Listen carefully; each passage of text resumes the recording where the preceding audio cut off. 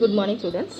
Now we discuss about the absorption problem. Already we discussed about the amalgamations. We have amalgamations problem. இருக்கிற எல்லா சம்மும் நம்ம பார்த்துருக்கோம். Important sum. Apart from that important, நான் உங்களுக்கு extra ப்ராப்ளமும் உங்களுக்கு PDF அமைச்சிருக்கேன். இப்போ உள்ள பிடிஎஃப்ல வந்து பார்த்தீங்க அப்படின்னாக்கா நம்ம தேர்ட் யூனிட் பார்க்குறோம். அதில் second chapter absorption and third chapter external reconstruction அதை நம்ம இப்போ பார்க்க போகிறோம். ஃபஸ்ட்டு இதில் second chapter absorption of the companies. சரிங்களா? இது அப்சார்ப்ஷனில் பார்த்தீங்க அப்படின்னாக்கா அமால்கமேஷனில் என்ன செய்வோம் அப்படின்னாக்கா ஒரு கம்பெனி வந்து வைண்ட் அப் பண்ணிவிட்டு இன்னொரு கம்பெனி புதுசாக நம்ம க்ரியேட் பண்ணுறது. அது 2 or more கம்பெனிஸ் ஆகும். நம்ம அதில் வந்து ஒரு கம்பெனி வைண்ட் அப் பண்ணி இன்னொரு கம்பெனி இது பண்ணுறதும் பார்த்துருக்கோம். 2 கம்பெனி வைண்ட் அப் பண்ணிவிட்டு புது கம்பெனி ஃப்ரேம் அப் பண்ணுறதையும் பார்த்தோம். 3 கம்பெனி க்ளோஸ் பண்ணிவிட்டு ஃப்ரேம் அப் பண்ணுறதையும் நம்ம பார்த்துருக்கோம். சரிங்களா? அதே மாதிரி இப்போ நம்ம அப்சார்ப்ஷன் பார்க்க போகிறோம்.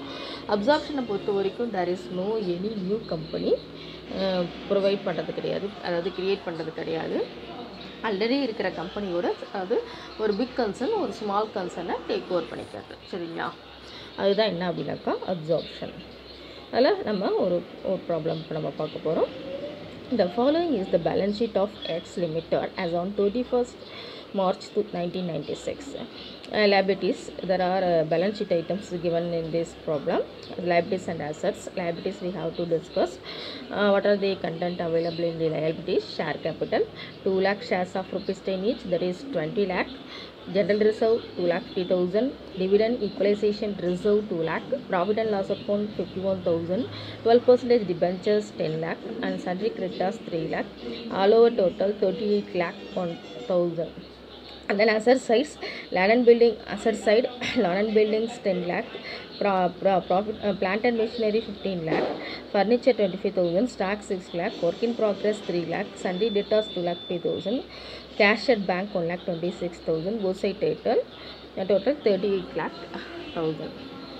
The company was absorbed by a year limited on the above date. The consideration for the absorption is the discharge of the debentures at a premium of 5%, taking over the liability in respect of sundry creditors and the payment of rupees 7 in cash and 1 share of rupees 5 shares in A Limited at the market value of rupees 8 per share for every share in X Limited. The cost of liquidations of rupees 15,000 is made by the purchasing company.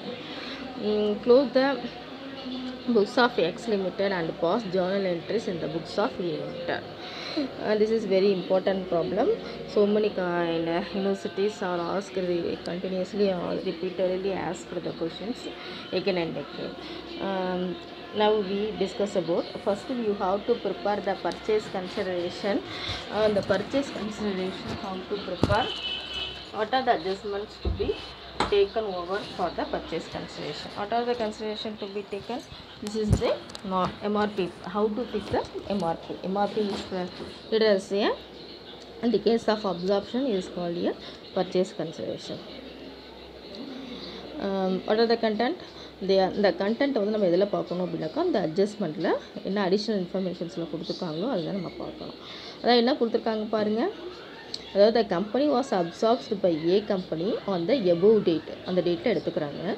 The consideration absorb discharge in the debenture of at a premium of 5%. அதான் நான் திரும்ப கொடுக்குறப்ப நான் எவ்வளோக்கு debenture வச்சுருக்கேன், debenture வந்து பார்த்திங்க அப்படின்னாக்கா 10 lakh வச்சுருக்கேன். திரும்ப கொடுக்குறப்ப 5% ப்ரீமியத்தோடு கொடுக்குறேன். 10 lakhல 5% எவ்வளவு 50,000 நான் வந்து உங்களுக்கு ப்ரீமியத்தோடு நான் உங்களுக்கு டிஸ்சார்ஜ் பண்ணுறேன். நெக்ஸ்ட் என்ன சொல்லியிருக்காங்க அப்படின்னாக்கா இந்த பேமெண்ட், அதாவது கிரெடிட்டாஸ் லைபிலிட்டிஸ்க்கு வந்து பேமெண்ட் கொடுக்கறதுக்கு வந்து நான் எப்படி கொடுக்குறேன், அதாவது அந்த டிபென்ச்சர்ஸ்க்கும் லைபிலிட்டிஸ்க்கும் கொடுக்க வேண்டிய பேமெண்ட்டை நான் எப்படி கொடுக்குறேன் அப்படின்னாக்கா rupees 7 in cash, அதாவது 7 ரூபா வந்து கேஷ் ஆகும். And shares rupees 5 in A Limited, ஒரு ஷேருக்கும் 5 ரூபா வீதமும் நான் வந்து என்ன பண்ணிட்டாக்கா மார்க்கெட் வேல்யூவில் கொடுக்குறேன். Next we discussed about the 7 in cash and the shares rupees in 5.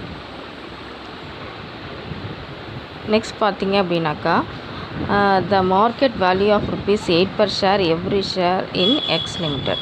The cost of liquidation of rupees 15,000 to be met by the purchasing company. These are the adjustments given in this problem balance sheet. Now we have to move on to the prepare first step in this problem, statement showing purchase consideration. This is the first step for all the problem. First you have to work out the working notes about the statement showing purchase consideration. What are the informations given in this adjustment?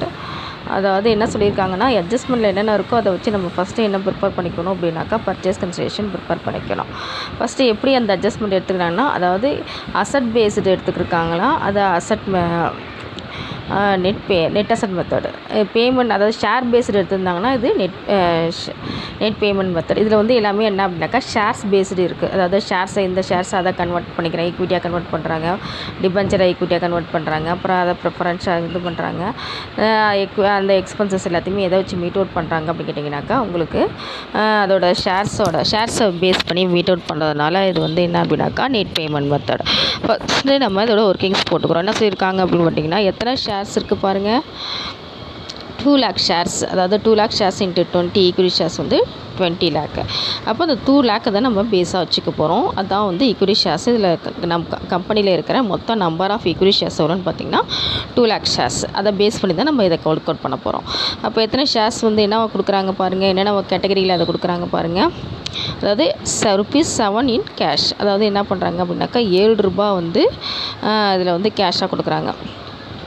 ₹7 என்ன கேஷாக கொடுக்குறாங்கன்னா அந்த work பாருங்கள். ₹7 வந்து என்ன கொடுக்குறாங்கன்னா கேஷாக கொடுக்குறாங்க. அதுதான் வரும் cash.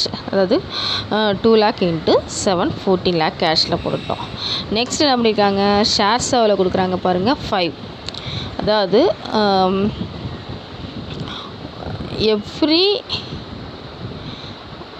Cash and the shares of ₹5. ஒரு ஷேரோட வேல்யூ ₹5 ஏ லிமிட்டெடுக்கு எடுத்திருக்காங்க.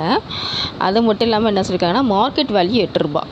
₹5 அப்போ நம்ம எடுத்துக்கூடாது, இஷ்யூ வேல்யூ எடுத்துக்கூடாது, எப்பயுமே மார்க்கெட் வேல்யூ தான் எடுத்துக்கணும்னு சொல்லியிருக்கேன். அப்போ மார்க்கெட் வேல்யூ தான் நம்ம எடுத்துக்கணும். சரிங்களா, ஒரு ஷேரோட வேல்யூ ₹8. அப்போ எத்தனை ஷேர் கொடுத்துருக்காங்க அப்படின்னு பார்த்தீங்க அப்படின்னாக்கா எவ்ரி ஷேர் இன் எக்ஸ் லிமிடெட். அப்போ எக்ஸ் லிமிடெட்டில் எத்தனை ஷேர்ஸ் இருக்குது, ஆல்ரெடி நம்ம டிஸ்கஸ் பண்ணது தான். என்ன எத்தனை ஷேர் இருக்குது, 2 lakh ஷேர்ஸ் இருக்குது. அந்த 2 lakh ஷேர்ஸ் வந்து என்னவா எடுத்துக்கிறோம் அப்படின்னாக்கா 2 lakh இன்ட்டு ஒரு ஷேருக்கு ₹8. டோட்டலாக எவ்வளோ வருது அப்படின்னாக்கா 16 lakh வந்து. அப்போ வந்து கேஷாக நம்ம ஒரு 14 lakh, ஷேர்ஸில் வந்து ஒரு 16 lakh, டோட்டலாக 30 lakhs வந்து நம்ம பர்ச்சேஸ் கன்சிடரேஷனில் நம்ம இதில் கொடுக்குறோம். சரிங்களா, நெக்ஸ்ட் என்னென்னு பார்த்தீங்க அப்படின்னாக்கா இதை வச்சு நம்ம ஃபஸ்ட்டு பேலன்ஸ் ஷீட் போட போகிறோம். ஃபஸ்ட்டு பர்ச்சேஸ் கன்சிடரேஷன் எடுத்துக்க போகிறோம். அதில் வந்து பார்த்திங்க அப்படின்னாக்கா ரியலைசேஷன் ஃபஸ்ட்டு நம்ம ப்ரிப்பேர் பண்ணுறோம். ரியலைசேஷன் வந்து பார்த்திங்க அப்படின்னாக்கா எதை பேஸ் பண்ணி எடுக்கிறோம் அப்படின்னாக்கா அசட் சைடோட டோட்டல் அப்படியே எடுத்துருக்கோம். அசட்ஸோட டோட்டல் எவ்வளோ இருக்குது, 31,01,000. அது அப்படியே நம்ம எடுத்து என்ன பண்ணுறோம் அப்படின்னு கேட்டிங்க அப்படின்னாக்கா ஃபஸ்ட்டு இதோட பேலன்ஸ் ஷீட் போடுறோம். அதாவது ஃபஸ்ட்டு என்ட்ரி என்னன்னாக்கா, அதாவது இது யாரோடனா எக்ஸ் கம்பெனி, அதாவது ஓல்டு கம்பெனியோட பேலன்ஸ் ஜேர்னல் என்ட்ரி போடுறோம். ஜேர்னல் என்ட்ரிஸ் போடுறோம். அதில் ஃபஸ்ட் ஜேர்னல் என்ட்ரி என்ன அப்படின்னாக்கா realisation account debtor to sundry assets. இதே வந்து ட்ரான்ஸ்ஃபரர் கம்பெனிக்கு நம்ம என்ட்ரி போட்டோம்னாக்கா, அதாவது புது கம்பெனி பர்ச்சேசிங் கம்பெனிக்கு என்ட்ரி போட்டோம்னா பிஸ்னஸ் பர்ச்சேஸ் வச்சு நம்ம போடுவோம். சரிங்களா, first entry liquidators to business purchase போடுவோம். பட் இதில் வந்து என்ன அப்படின்னாக்கா இது வந்து ஓல்டு கம்பெனியோட ஜேர்னல் என்ட்ரிஸ் போடுறதுனால இதில் ஃபஸ்ட் நம்ம எது எடுத்துக்கிறோம்னா realisation account debtor to sundry assets. அதாவது ரீவேல்யூ பண்ணியிருக்கோம். நம்மள்ட்ட இருக்கிற அசட்ஸை என்ன பண்ணுறோன்னா ரீவேல்யூ பண்ணுறோம். அப்போ அந்த பேலன்ஸ் ஷீட்டு இதில் பேலன்ஸ் ஷீட்டில் என்ன அமௌண்ட் இருக்கோ அந்த டோட்டல் அசட்ஸ் அமௌண்ட் எடுத்து நம்ம போட்டுக்கிறோம். நெக்ஸ்ட் என்ன செய்கிறோன்னா கிரெடிட்டாஸை அசட்ஸை இப்போ ரீவேல்யூ பண்ணியாச்சு. அடுத்து என்ன பண்ண போகிறோம்னா கிரெடிட்டாஸை இது வேல்யூ பண்ண போகிறோம். கிரெடிட்டாஸில் என்னென்ன இருக்குது பாருங்கள், ஷேர்ஸ் எடுத்துக்கூடாது, அதாவது ஈக்விட்டி ஷேர்ஸ் ப்ரிஃபரன்ஸ் ஷேர்ஸ் எடுத்துக்கூடாது. அதை தவிர என்னென்ன நம்ம எடுத்துக்கணும் அப்படின்னு பார்த்தீங்க அப்படின்னாக்கா அதர்ஸ் தேர்ட் பார்ட்டி கொடுக்க வேண்டிய டெட்டாஸ் வந்து பார்த்திங்க, அதாவது கடன் கொடுக்க வேண்டியது என்னென்னா ஒன்று சன்ட்ரி கிரெடிட்டாஸ், இன்னொன்று டிபென்ச்சர்ஸ். அந்த 2 அமௌண்ட்டையும் எடுத்துக்கணும். அது எவ்வளோ இருக்குது அப்படின்னாக்கா 13 lakh இருக்குது. சரிங்களா, அதுக்கான என்ட்ரி, அதாவது அசட்ஸை நம்ம டெபிட் பண்ணோம் அப்படின்னாக்கா லைபிலிட்டிஸை நம்ம டெபிட் பண்ணணும். சரிங்களா, நெக்ஸ்ட் என்ன செய்கிறோம் அப்படின்னாக்கா இந்த அமௌண்ட்டு டோட்டலாக யாருக்கு கொடுக்குறோம் அப்படின்னாக்கா ஏ லிமிட்டெடுக்கு கொடுக்குறோம். சரிங்களா, எக்ஸ்லேருந்து எடுத்து யாருக்கு கொடுக்குறோம் அப்படின்னாக்கா ஏக்கு கொடுக்குறோம். எக்ஸ்லேருந்து எடுத்து ஏக்கு கொடுக்குறோம். எவ்வளோ அப்படின்னாக்கா 30 lakhs கொடுக்குறோம். நெக்ஸ்ட் பார்த்திங்க அப்படின்னாக்கா பேங்க் அக்கௌண்ட் டேட்டா டு இப்போ ஷேர்ஸாக இப்போ கொடுத்தோம்ல, எவ்வளோ கேஷாக வாங்கியிருக்கோம், எவ்வளோ ஷேர்ஸாக கொடுத்துருக்கோம், இந்த பர்ச்சேஸ் கன்சிடரேஷன் இங்கே போட்டோம்ல, இந்த அமௌண்ட்டை தான் நம்ம இப்போ எடுத்து என்ன பண்ண போகிறோம்னா ஜேர்னல் என்ட்ரி போகிறோம். இந்த 30 lakhsக்கு என்ன போகிறோன்னு பார்த்தீங்க அப்படின்னாக்கா இந்த 14 lakh, அதாவது பேங்க் கேஷாக வந்து நம்ம கேஷ்னு காமிக்கக்கூடாது, நல்லா பேங்க்குன்னு போகிறோம். 14 lakh வந்து பேங்க் அக்கௌண்ட் டேட்டா. அதை நமக்கு என்ன பண்ணுறோன்னா ஷேர்ஸ் இஷ்யூ பண்ணோன்னா இந்த இது நம்ம போடுவோம். 14 lakh கேஷுக்கு பதிலாக பேங்க்குன்னு போடணும். ஷேர்ஸ் எவ்வளோ கொடுத்துருவோம் 16 lakh. டோட்டலாக ஏ லிமிட்டெடுக்கு எவ்வளோ கொடுக்குறோம்னா 30 lakhs கொடுக்குறோம். நெக்ஸ்ட்டுன்னு பார்த்தீங்கன்னா இந்த எக்ஸ்பென்சஸை வந்து ஏ கம்பெனி மீட் அவுட் பண்ணுது, பர்ச்சேசிங் கம்பெனி மீட் அவுட் பண்ணுது. அதுக்கான ஜேர்னல் என்ட்ரி என்னன்னு பார்த்தீங்க அப்படின்னாக்கா A limited account debtor to bank, அதாவது லிக்விடேஷன் எக்ஸ்பென்சஸ் மீட் அப் பண்ணிட்டு அதுக்கான என்ட்ரின்னு பார்த்தீங்கன்னா A limited account debtor to bank 15,000. அதை வந்து பேங்க்கில் அந்த வந்து கேஷில் நம்ம வர வச்சுக்கிறோம். அதுக்கு transfer entry bank account debtor to A limited, அதை ரிவர்ஸ் என்ட்ரி போட்டு கேன்சல் பண்ணுறோம். நெக்ஸ்ட் என்ன பார்த்தீங்க அப்படின்னாக்கா அடுத்தது என்ன பண்ணுறோம் அப்படின்னாக்கா அடுத்த வருஷத்துக்கான ஜேர்னல் என்ட்ரிஸ் போடுறோம். அதாவது புதுசாக வந்த கம்பெனி வந்து நம்ம இது பண்ணிட்டோம், அதுக்கான மெர்ஜ்டு என்ட்ரி போட போகிறோம். இப்போ வந்து பார்த்திங்க அப்படின்னாக்கா அசட்டை வந்து டேக் ஓவர் பண்ணிட்டாங்க. அப்போ புது ரீவேல்யூவில் நம்ம என்ன பண்ணுறோம் அப்படிங்கிறத போட போகிறோம். சரிங்களா? அப்போ ஆல்ரெடி எவ்வளோ இருக்குது பாருங்கள், ஷேர் கேபிட்டல் எவ்வளோ இருக்குதுன்னு பார்த்திங்க அப்படின்னாக்கா 20 lakhs இருக்குது. அதாவது அசஸ் அண்ட் லைபிலிட்டிஸ் எடுத்து வேல்யூ பண்ணுறோம். என்னென்னு இருக்குது பார்த்திங்க அப்படின்னாக்கா இந்த வேல்யூஸை நம்ம எடுத்துக்க போகிறோம். அசஸ் இதில் ஷேர் கேபிட்டல் எவ்வளோ இருக்குது அப்படின்னு பார்த்திங்கனாக்கா 20 lakh, அப்புறம் 2,50,000. அடுத்து வந்து பார்த்திங்கன்னா ஜென்ரல் ரிசர்வ் வந்து டிவிடெண்ட் வந்து ஒரு 2 lakh, ப்ராஃபிட் அண்ட் லாஸ் வந்து 50,000. அதாவது இதை வந்து 51,000 டோட்டலாக நமக்கு லைபிலிட்டி சைடு இருக்குது. நெக்ஸ்ட் அதை அப்படியே நம்ம யாருக்கு கொடுக்குறோன்னா அந்த கிரெடிட்டாஸ் லைபிலிட்டிஸ் வந்து யாருக்கு கொடுக்குறோம் அப்படின்னாக்கா நம்மளோட ஷேர் ஹோல்டர்ஸ்க்கு அதை வர வச்சிடறோம். ஈக்விட்டி ஷேர் ஹோல்டர்ஸில் நம்ம அதை வர வச்சிடறோம். இவ்வளோ பணம் வந்து செட் ஆஃப் பண்ண வேண்டியது யார்கிட்ட வைக்கிறோன்னா ஷேர் ஹோல்டர்ஸ்க்கு ட்ரான்ஸ்ஃபர் பண்ணுறோம்.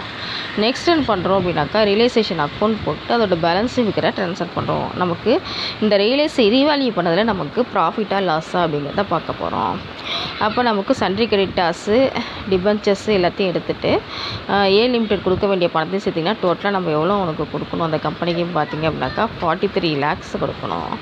ஆனால் நம்மளோட வேல்யூ அசட்ஸ் வேல்யூ எவ்வளோ இருக்குது, ஒன்லி 38,000 மட்டும்தான், 38,00,000 தான் இருக்குது. அப்போ ரிமைனிங் பேலன்ஸ் எவ்வளோ இருக்குன்னு பார்த்தீங்கன்னா 4,99,000 இருக்குது.